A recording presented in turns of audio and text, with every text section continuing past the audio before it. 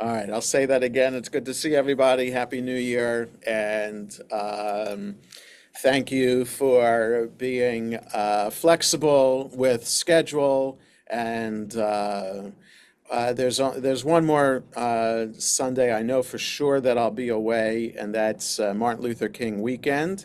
But other than that, I don't have any plans to be away again until July. So any time off will be dependent upon Passover or some other, or like the Purim Spiel is on March 16th.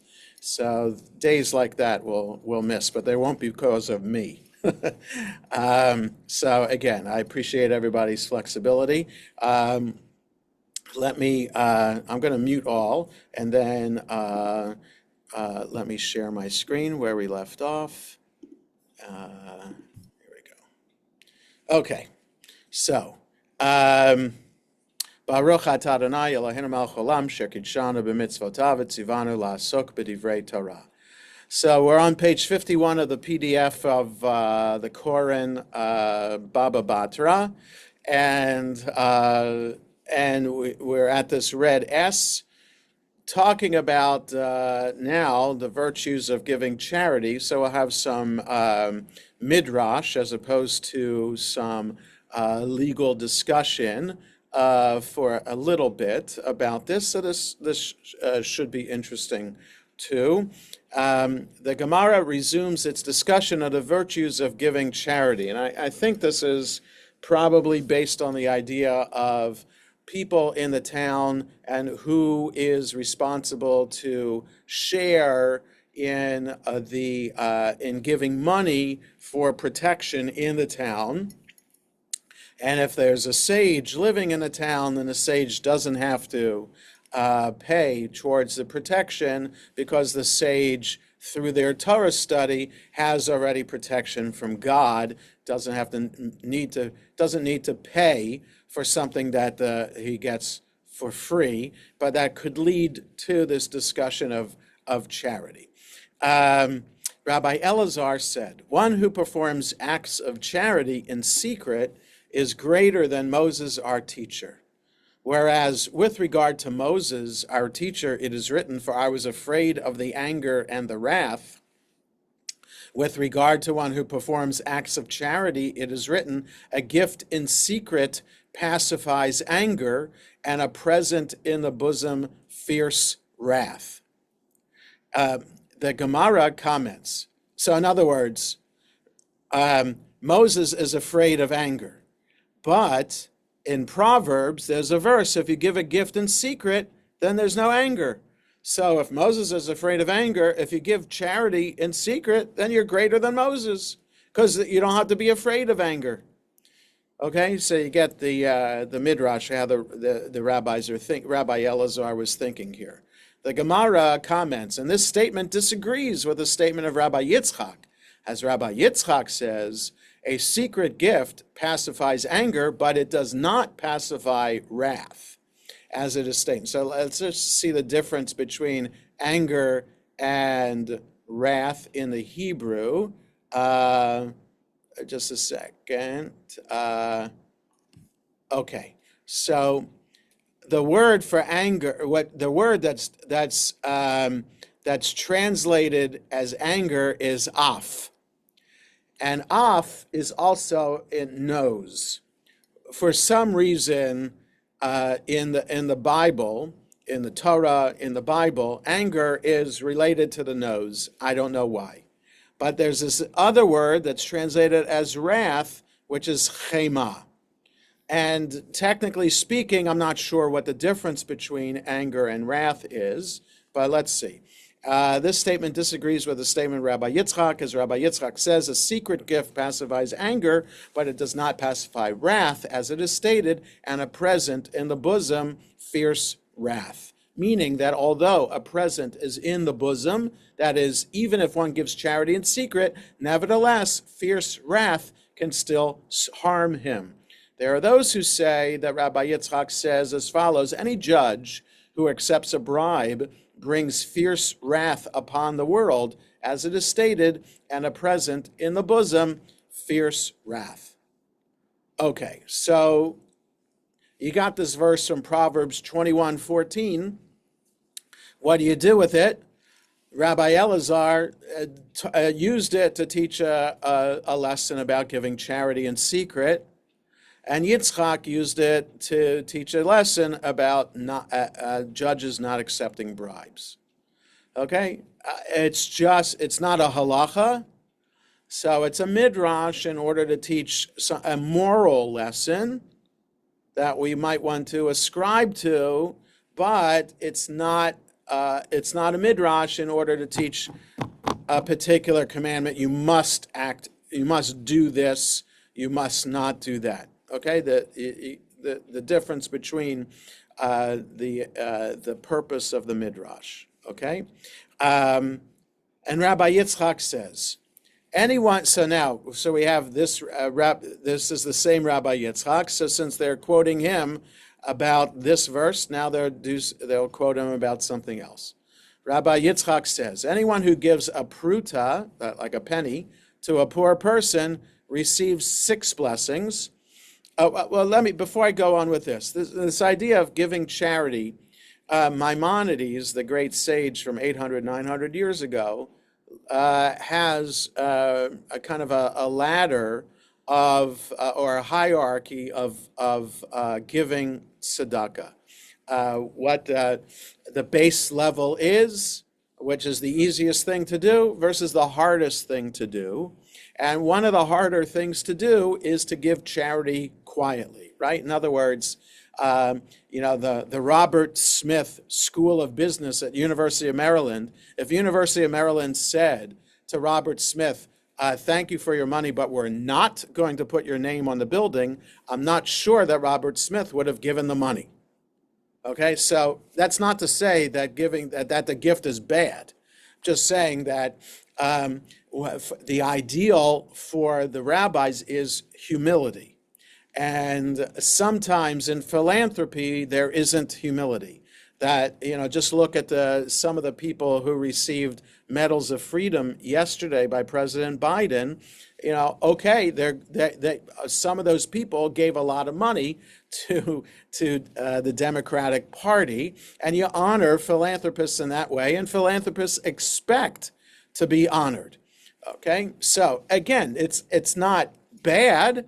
And nonprofits couldn't function without philanthropy, but the ideal is to give without the public acknowledgement for it. Like the highest form of mitzvah is the chesed shel emet, the work of the Chevra Kadisha in preparing the body for the funeral.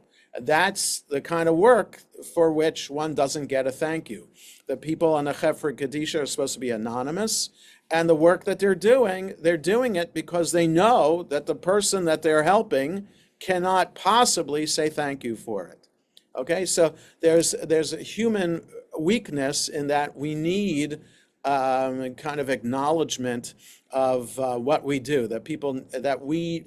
Some people human beings need to be acknowledged or be encouraged verbally for the work. Nice job, or liked that was a beautiful thing you did. So thank you for what you've done. Things like that, people need that kind of positive reinforcement. It's a lot harder to do the same thing knowing you're not going to get that positive reinforcement for it.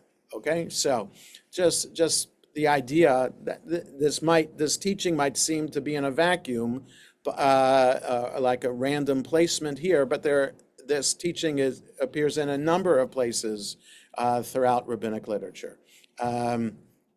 Just a second here. Okay. All right. So now Rabbi Yitzchak goes on. Anyone who gives a pruta to a poor person receives 6 blessings, and whoever consoles him with words of comfort and encouragement receives 11 blessings.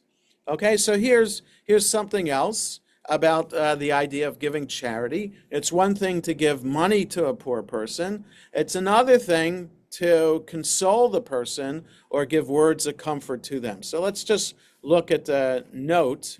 There's a note here about that. Whoever consoles him. Just I need to adjust something on my screen and how people look so I can see this. Tosafot and Rambam maintain that this phrase does not mean that words of consolation and an act of charity are offered together, in which case one's reward would certainly be great.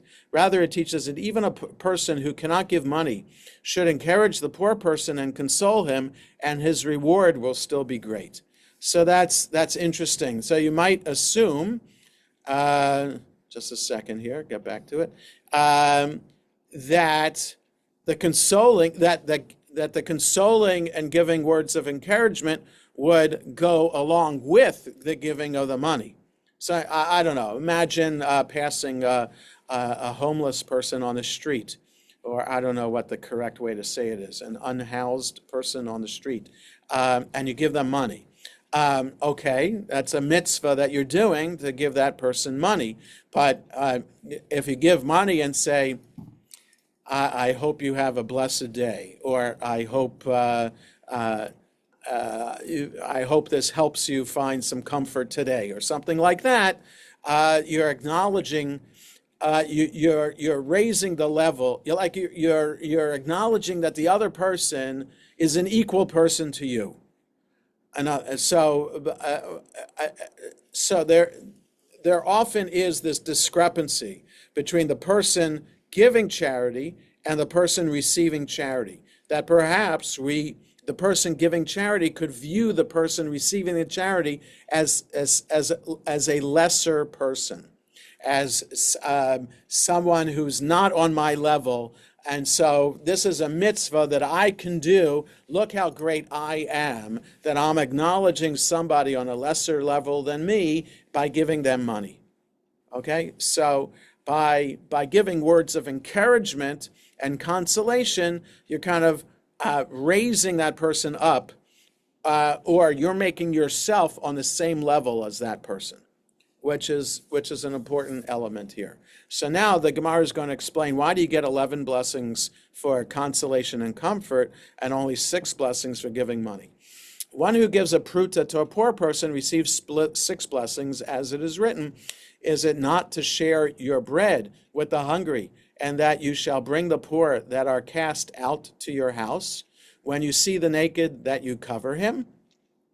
And the next verses list 6 blessings. Then shall your light break forth like the dawn, your health shall spring forth speedily, your righteousness shall go before you, the glory of the Lord shall be your rear guard. Then shall you call, and the Lord shall answer. You shall cry, and he shall say, here I am. Okay, so there are 6 blessings there.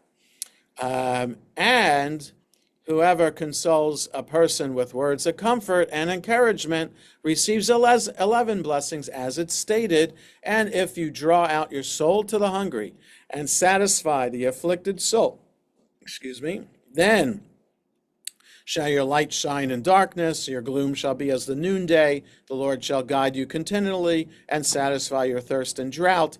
And they that shall be of you shall build the old waste places. You shall raise up the foundations of many generations. Okay, so that's from the same chapter, 58. So this is the 6 blessings are verses 8 to 9. The 11 blessings, I think, include 8 and 9 and go from 10 to 12. And Rabbi Yitzchak says, so that's a statement. That's another statement of Yitzchak about words of consolation and comfort provide 11 blessings. And Rabbi Yitzchak says, what is the meaning of that which is written? Go ahead, Arnie. Your question. Unmute. I'm sorry. That's only 3 more blessings. I mean, the numbers don't add up, right? Oh no.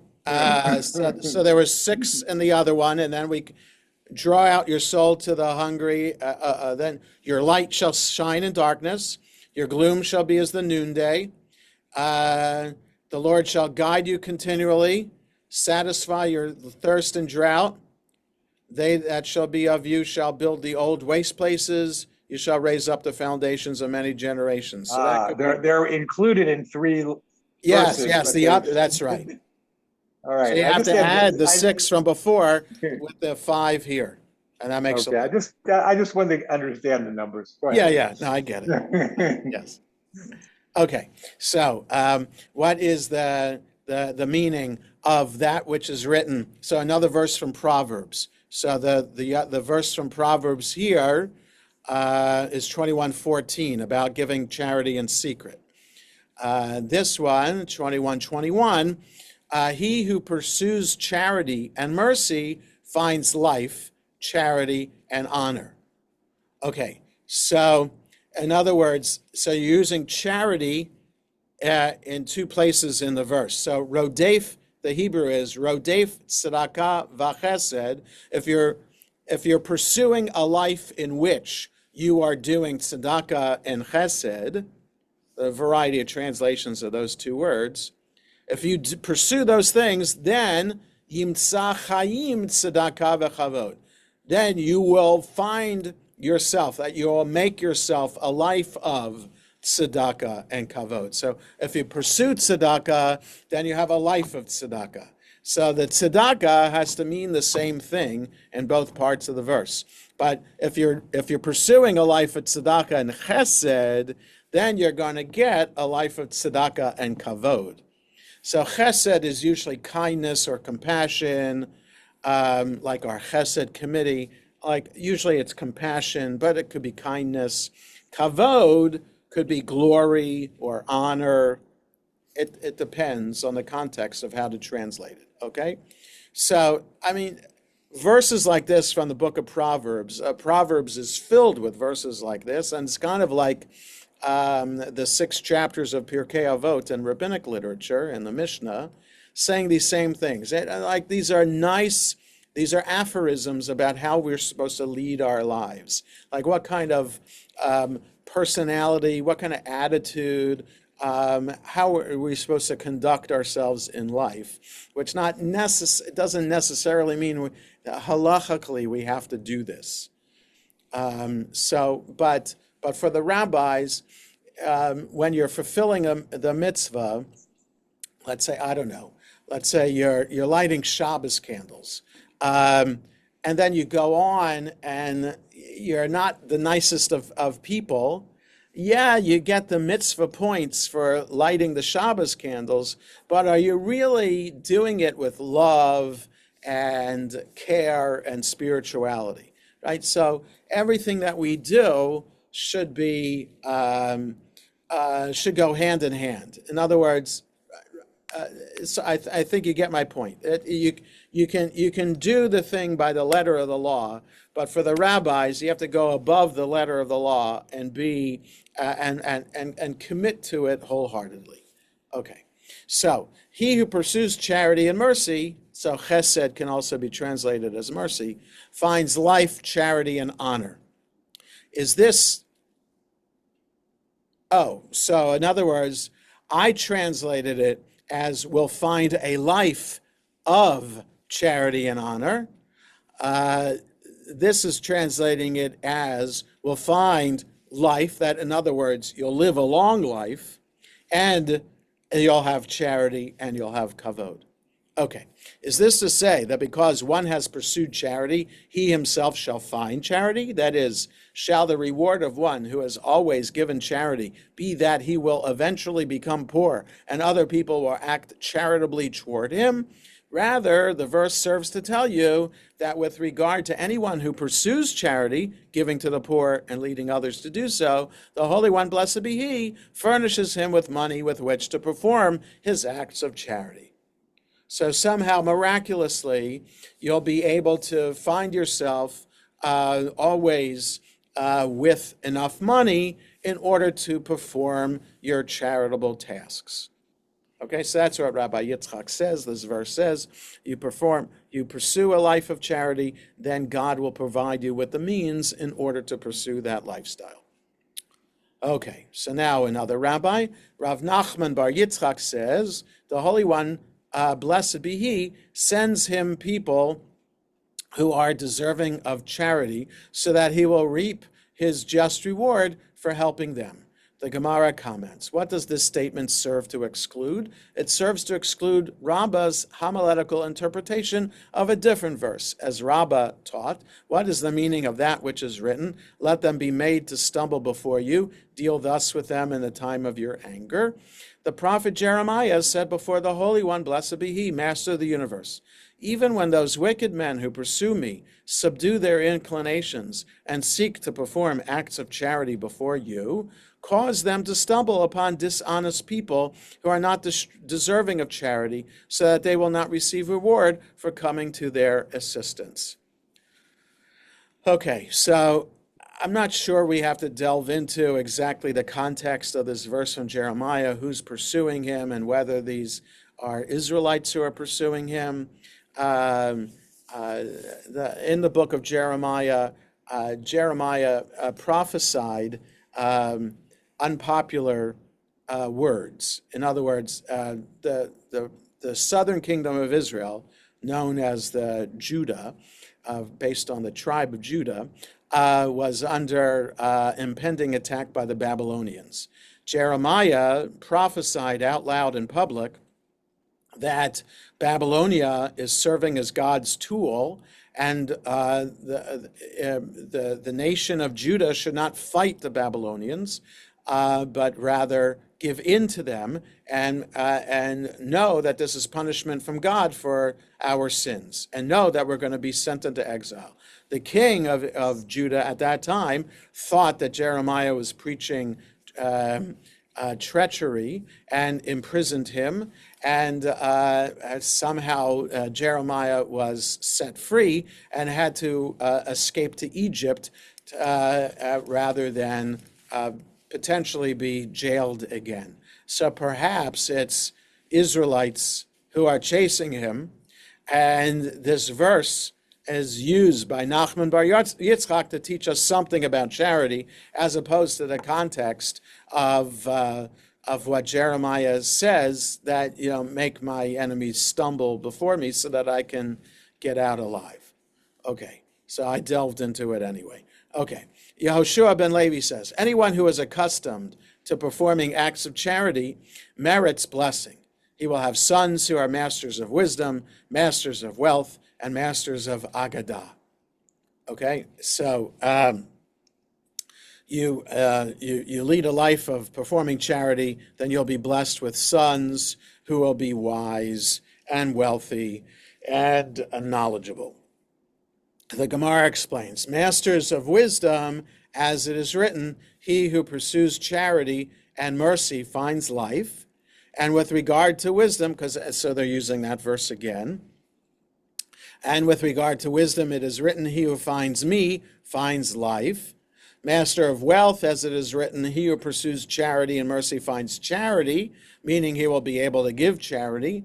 Masters of Agadah, as it is written, he who pursues charity and mercy finds honor.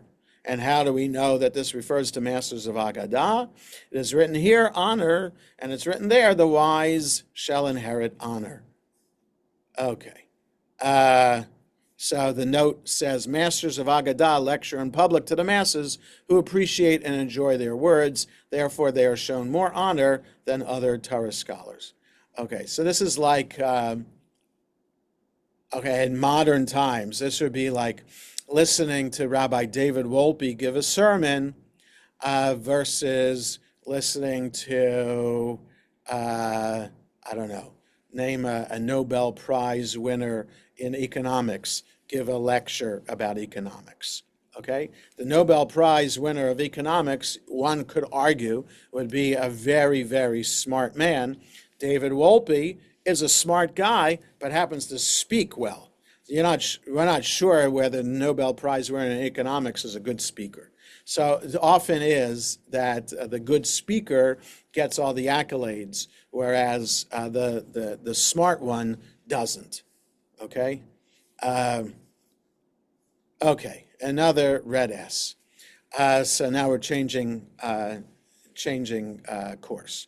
It's taught in a Baraita. Rabbi Meir would say, an opponent may bring an argument against you and say to you, if your God loves the poor, for what reason does he not support them himself? Okay, so who is this this opponent? And there are instances in Midrash and also in the Talmud of rabbis having dialogue or these questions asked by non-Jews. They could be Romans. They could be the daughter of the Caesar.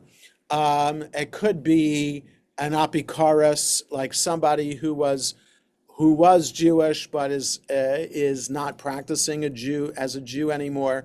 It could be a heretic.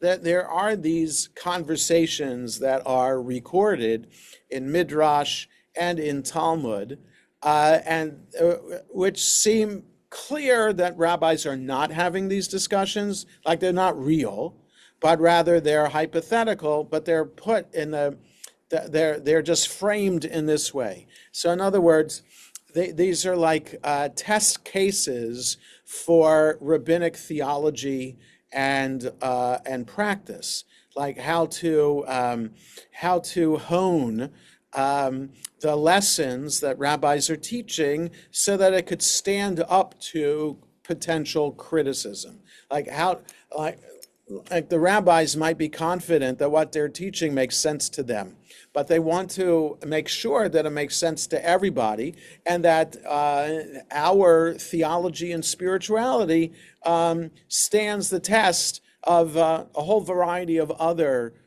spirituality and theologies that exist out there in the world at the time. Okay, so they create these hypothetical dialogues. So here's an example of one. An opponent may bring an argument against you and say to you, if your God loves the poor, for what reason does God not support them himself? In other words, you Jews think that your religion is so great and that you keep teaching like what we just had in these paragraphs. If you lead a life of charity, then you will be able to support charity, or that people. You follow in God's ways, you'll be rewarded. So how is it that there are poor Jews? So in other words, if your religion is so great and you're supposed to be blessed for being part of your religion, why are there poor people? Meaning, why are there people not blessed? In such a case, say to him, like, how do you answer that argument, which is a legitimate argument that some people have against religion. God commands us to act as God's agents in sustaining the poor, so that through them we will be credited with the performance of mitzvot and therefore be saved from the judgment of Gehenna. So in other words, the poor people are there as a test for us to be sure that we're fulfilling the mitzvah of giving tzedakah to the poor. And so, in other words, that's how to answer the critique. Why are there poor people? The criticism must be that your God isn't such a great God because there are poor people exist. No, the God is a wise God, and the poor people are there to make sure that we take care of them and that we be saved from the judgment of Gehenna. And this is the question that Turnus Rufus, the wicked, like there's some Roman official, and there are instances of Turnus Rufus having dialogue with Rabbi Akiva. So let's just look at the personalities. Turnus Rufus. This is the appellation assigned to the Roman consul Quintus Tineius Rufus, who ruled Judea during the Bar Kokhba revolt. So we're talking about 135 CE. And Hadrian was the emperor at that time. He suppressed the revolt with great cruelty. For this reason, he was dubbed Turnus Rufus, a deliberate distortion of his name, alluding to the phonetically similar Greek word for tyrant, tyrannos. The Midrash recounts his debates with Rabbi Akiva, whom he later commanded to be tortured and killed. Tractate Ta'anit reports that Turnus Rufus ordered that the Temple Mount be plowed over to show its complete destruction. Okay, we don't know for sure about this case. I mean, that Turnus Rufus might have been historically accurately the governor of Judea at the time, but would he have had a dialogue with Rabbi Akiva? Unclear. It's really unclear whether that's the case. Okay, so Turnus Rufus said to Rabbi Akiva, on the contrary, it is this charity which condemns you, the Jewish people, to Gehenna because you give it. I will illustrate this to you with a parable. To what is this matter comparable?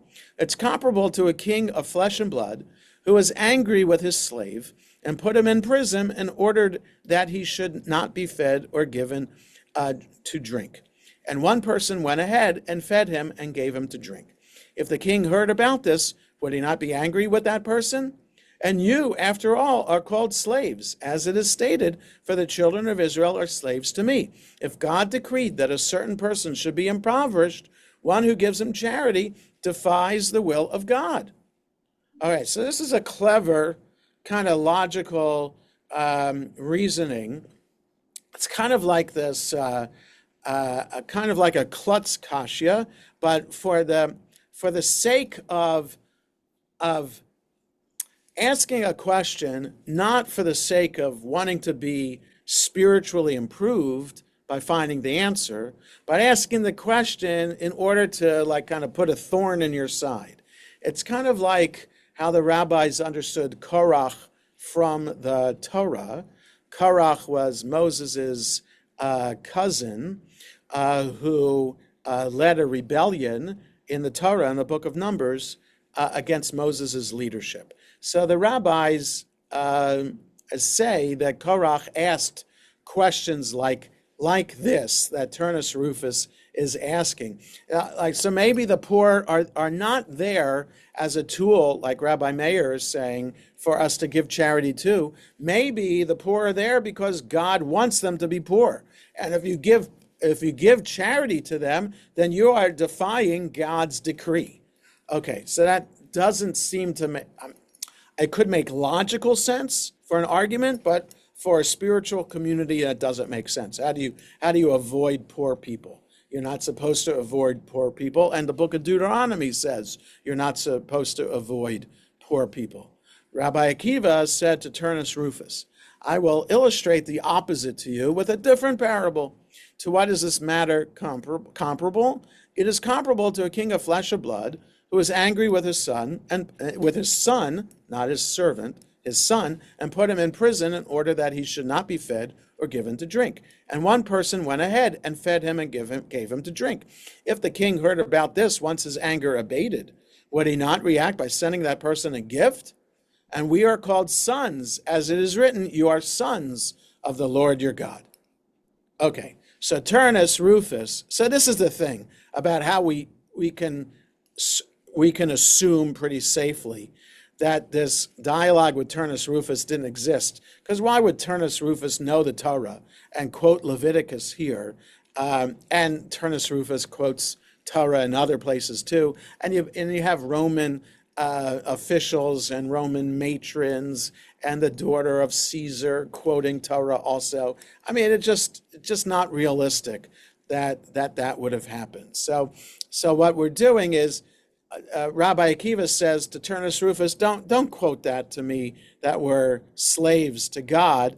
Rather, this is that we're sons of God, and not slaves, and that everybody therefore deserves to be treated with charity. Okay, so Turnus Rufus said to him, the dialogue's not over, you are called sons and you're called slaves. Okay, sons in Deuteronomy, slaves in Leviticus. When you fulfill the will of the omnipresent, you are called sons. When you do not fulfill the will of the omnipresent, you're called slaves. And since now you do not fulfill the will of the omnipresent, the parable that I offered is more apt. So in other words, Turnus Rufus is saying, that is the Jews of Israel, in 135 CE, are subject to the Roman Empire and treated as if they are slaves, right? They are under harsh restrictions and laws and things like that. So Turnus Rufus is saying, you're living now, all of you are as if you are slaves. Rabbi Akiva said to him, the verse states, is it not to share your bread with the hungry, and that you shall bring the poor that are cast out to your house? Isaiah 58, from what we started today with, back on page 51. When do we bring the poor that are cast out into our houses? Now, when we have to billet the Roman soldiers in our homes. And about that very time, the verse states, is it not to share your bread with the hungry? So, so he's turning the conversation back on him, on Turnus Rufus, that, it's the people of Israel are not slaves, but in fact, the soldiers, the Roman soldiers themselves, are kind of in the category of slaves because they need to be billeted by the Israeli, the Jews of Israel. Okay, so on to a different rabbi and his take on charity. Rabbi Yehuda, son of Rabbi Shalom, taught, just as a person's entire livelihood is allocated to him from Rosh Hashanah, when God issues his judgments for an entire year, so too are a person's monetary losses allocated to him from Rosh Hashanah. All right, so this idea is that what happens to us over the course of the year is determined on Rosh Hashanah is based on the idea that God has the book of life before God on Rosh Hashanah, or actually from Rosh Hashanah to Yom Kippur. And we, through the power of our prayer and the sincerity of our words, help to convince God which book, the book of life or the book of death, that we're going to be written into. And if we're written into the book of life, what kind of life we're going to have in the coming year. Okay, so it's this very, it's this idea that everything that we do has a consequence from God for it. Okay, so every positive thing has a positive consequence. Every negative thing has a negative consequence. And they're all added up by God and on this ledger, and based on how many good versus how many bad determines what the coming year will be for us in terms of livelihood, etc. Okay? So I personally don't believe in that. I don't lead my life in that way. And certainly it creates difficult, challenging scenarios, like somebody gets ill in one's family, and that's punishment, and that was determined by God on Rosh Hashanah that would happen. I have a hard time, and most moderns have a hard time with that thinking, and so we have a different theology about. And I've taught this before over the years, how to reframe this traditional idea of God with we should lead our lives as if God has the book of life and death before God, and that we should understand that our actions have some moral consequences, not actual consequences. Okay. So Rabbi Yehuda, son of Rabbi Shalom, taught, just as a person's entire livelihood is allocated to him from Rosh Hashanah, when God issues his judgments for the entire year, so too are a person's monetary losses allocated to him from Rosh Hashanah. If one merits, the following verse is applied to him. You shall share your bread with the hungry. That is, he will spend the sum allocated to him on gifts of charity. And if he does not merit, the following verse is applied to him. You shall bring the poor that are cast out to your house. That is, he will be compelled by the government to billet soldiers in his house and feed them against his will.